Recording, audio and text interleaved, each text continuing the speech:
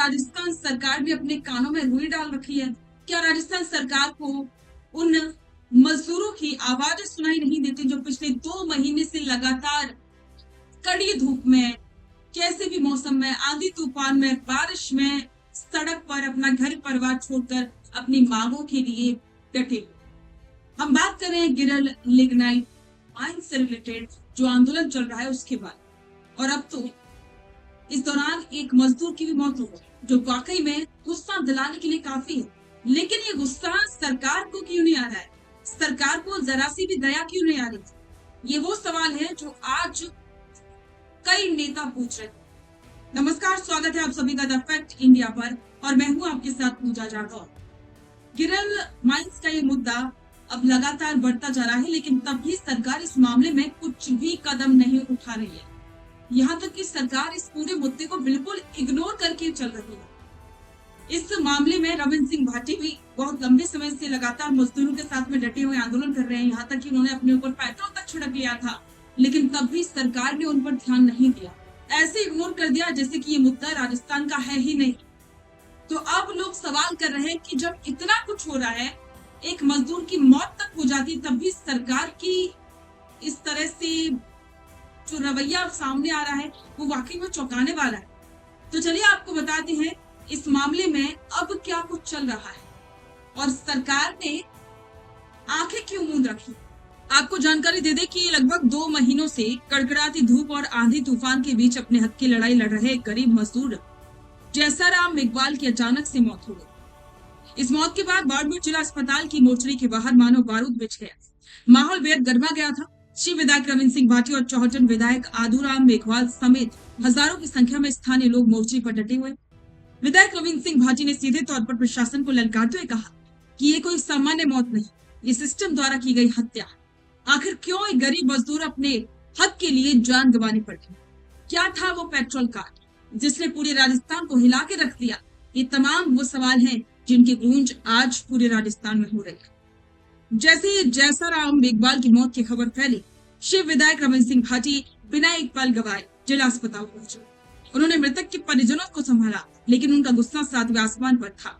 भाटी ने सीधे तौर पर जिला प्रशासन, RSMML के मैनेजमेंट और ठेकेदारों को इस मौत का गुनहगार ठहराया।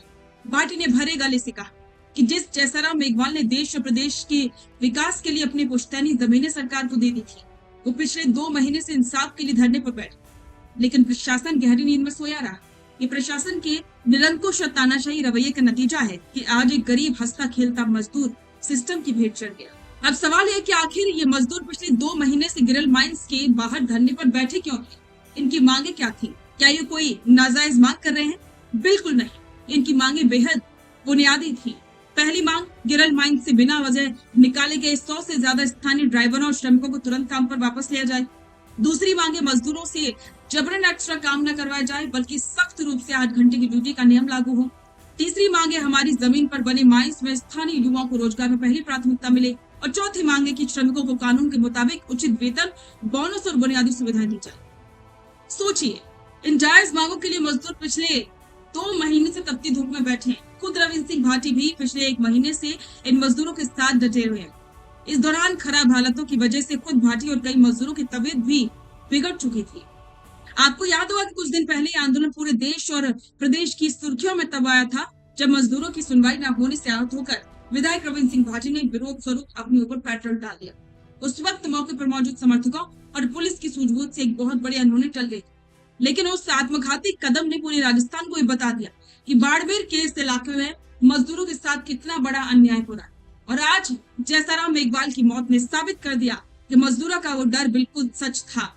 फिलहाल की स्थिति की बात करें तो बाड़मेर जिला अस्पताल के बाहर तनावपूर्ण शांति है। अतिरिक्त जिला कलेक्टर राजेंद्र सिंह चंदावत सहित भारी पुलिस बल भी जाब्ते पर मौजूद था। मजदूर संगठनों और विधायकों की साफ मांग है कि इस मामले की निष्पक्ष जांच हो और दोषी अधिकारियों और ठेकेदारों पर हत्या का मुकदमा दर्ज करके सख्त कार्रवाई की जाए। परिजनों को न्याय दिलाने के लिए इस वक्त प्रशासन और जनप्रतिनिधियों के बीच बंद कमरे में मैराथन रिपीट। परिजनों को न्याय दिलाने के लिए इस वक्त प्रशासन और जनप्रतिनिधियों के बीच बंद कमरे में मैराथन वार्ता चल रही, लेकिन जनता का साफ कहना है कि जब तक न्याय नहीं मिलेगा वो पीछे नहीं हटेगी। अब सवाल उठता है कि 2 महीने से जो आंदोलन चल रहा है और अब तो इसमें मौत भी हो चुकी है। लेकिन तब भी सरकार का इस तरह से चुप्पी साधे बैठना, कई सवाल खड़े। तो इस पर आपके विचार कमेंट बॉक्स में साझा करें और बने रहें द फैक्ट इंडिया के साथ।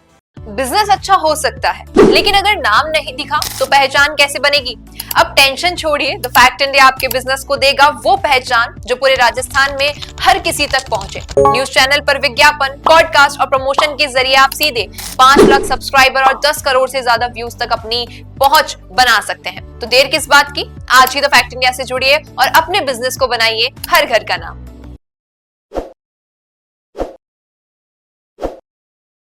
ताज़ा खबरों के लिए विजिट करें द फैक्ट इंडिया की वेबसाइट और डाउनलोड करें द फैक्ट इंडिया ऐप।